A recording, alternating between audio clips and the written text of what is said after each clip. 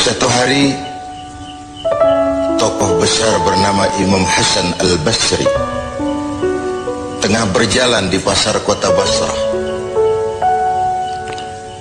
Datang seseorang lalu bertanya kepada beliau, "Ya Aba Ishaq," wahai Abu Ishaq, panggilan buat Imam Hasan Al-Basri.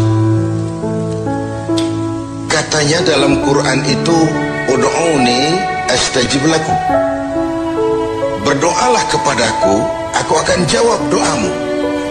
Mintalah kepadaku, aku akan penuhi permintaanmu. Begitu janji Allah dalam Quran. Lah kami ini, kata si orang tadi, sudah lama berdoa kepada Allah. Sudah banyak kali kami memohon kepadanya. Wah, kok sampai sekarang doa kami nggak dijawab-jawab, nggak pernah dikabulkan. Ini bagaimana? Katanya berdoa, aku kabulkan. Sudah lama kami berdoa, kenapa nggak pernah dikabul-kabulkan? Apa doa kami salah pasang? Apa Tuhan pas kebetulan nggak dengar? Atau bagaimana ini? Imam Hasan Al-Basri senyum lalu menjawab, "Ya ahlal Basrah, hai penduduk Basrah, hatimu mati. Dari hati yang mati, bagaimana mungkin doa akan terjawab? Tidak ada getaran yang menyebabkan channel kepada Allah itu nyambung. Tidak ada. Dari hati yang mati, doa tidak mengeluarkan getaran untuk sampai kepada aras. Hatimu mati, maka doamu tidak dikabulkan." Kita renungkanlah jawaban ini. Sederhana, doa tidak didengar Tuhan, permohonan tidak dikabulkan olehnya.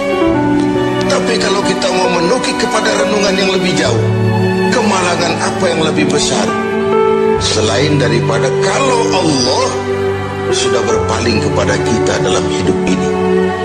Permohonan tidak didengar, doa tidak dikabulkan, Allah sudah masa bodoh dengan kita. Kemana lagi langit tempat kita bernaung? Kemana lagi bumi tempat kita berpijak? Kalau Allah sudah berpaling dalam hidup ini kepada kita, itulah kemalangan yang paling besar dalam hidup ini. Sementara kita berleha-leha, menurut kita kemalangan itu kehilangan jabatan, kemalangan itu kehilangan harta benda, kemalangan itu adalah kehilangan orang yang kita sayangi. Allah berpaling dalam hidup kita, tidak pernah kita melakukan evaluasi. Nah, apa yang menyebabkan hati itu jadi mati sehingga tidak ada getaran yang nyambung ke aras, yang mengakibatkan Tuhan berpaling dari kita, doa tidak lagi didengar, permohonan tidak lagi dikabulkan? Ada beberapa hal yang menyebabkan hati jadi mati sehingga doa tidak terangkat. Imam Hasan Al-Basri menjelaskan beberapa faktor yang menyebabkan hati menjadi mati. Tidak ada lagi getaran yang mengantarkan doa ke aras sehingga Tuhan pun berpaling. Yang pertama, kata beliau, "Araftumullaha wa lam tu'tuhu haqqah." Kamu kenal Allah, tapi haknya untuk disembah, kewajibanmu untuk menyembah, tidak pernah kamu laksanakan. Bagaimana hati tidak jadi mati? Kenal. Siapa pencipta alam semesta? Allah. Siapa pencipta lautan, gunung, sungai? Allah. Siapa pencipta langit dan bumi? Allah. Siapa pengatur segala-galanya? Allah. Sholat apa tidak? Tergantung kebutuhan. Kamu kenal Allah, tapi haknya untuk disembah, kewajibanmu untuk menyembah, tidak pernah kamu laksanakan. Bukankah simpel bahwa Fatihah saja mengajarkan iyyaka na'budu wa iyyaka nasta'in? Hanya kepadamu kami menyembah dan hanya kepadamu kami mohon pertolongan. Tertibul kalimat, na'budu dulu baru nasta'in. Kalau na'budu terlaksana, nasta'innya pasti top chair. Hanya kepadamu kami menyembah, hanya kepadamu kami mohon pertolongan. Kalau ibadah beres, pertolongan pasti datang.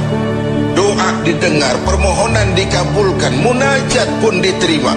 Kenapa? Nak budunya beres, maka nasta'innya nikmat. Tidak diajarkan kita iyyaka nasta'in wa iyyaka na'budu, tapi na'budu dulu, baru kemudian nasta'in. Kalau hati tidak mau mati, janganlah pengenalan kita kepada Allah tidak diiringi dengan pendekatan kita kepadanya. Bagaimana cara mendekat kepada Allah? Logika saja. Mau dekat dengan presiden, ikuti peraturan yang dibuat oleh protokolernya presiden. Mau dekat dengan gubernur, ikuti peraturan yang disusun oleh protokolnya gubernur. Tidak bisa mau dekat dengan gubernur bikin peraturan sendiri. Mau dekat dengan Allah bikin metode sendiri. Dengan jalan ngelamun, duduk madep ngidul, bengong 4-5 jam lalu mau dekat dengan Allah. Mau dekat dengan Allah, ikuti cara yang sudah diatur oleh Allah melalui utusan-utusannya. Bukan dengan cara membuat sesuatu sendiri. Ini yang pertama. Lalu yang kedua, yang menyebabkan hati jadi mati, qara'tumul Qur'an walam ta'malu bih. Kamu baca Al-Quran, kamu dengungkan Al-Quran, kamu sanjung Al-Quran, walam ta'malu bih, tapi isinya, ajarannya tidak pernah kamu laksanakan. Isinya, ajarannya sering malah diinjak-injak. Bukankah kita hidup di satu zaman di mana tuntunan sudah menjadi tontonan, dan tontonan sering dianggap sebagai tuntunan? Bukankah kita hidup di satu masa di mana orang yang jujur dikhianati dan pengkhianat malah diberikan amanah? Bukankah zaman ini sudah terjadi pergeseran nilai yang sedemikian rupa? Kita baca Al-Quran, kita musabaqahkan pula bacaannya, tapi isinya, ajarannya tidak pernah kita laksanakan. Bahkan nyaris sering kita injak-injak. Hati jadi mati. Sama dengan kalau kita dikirimi surat oleh seseorang yang sangat kita kagumi. Kita baca surat itu siang malam. Kita ceritakan kepada orang, saya dikirimi surat oleh orang yang sangat saya kagumi. Tapi perintah yang ada dalam surat itu tidak pernah kita laksanakan. Saya percaya betul yang kirim surat mesti marah. Kau baca itu penting supaya kau ngerti apa isinya, tapi setelah kau ngerti mau ia laksanakan. Begitu Al-Quran diturunkan kepada kita, kamu baca Al-Quran tapi isinya tidak pernah kamu amalkan. Bagaimana hati tidak akan menjadi mati karenanya?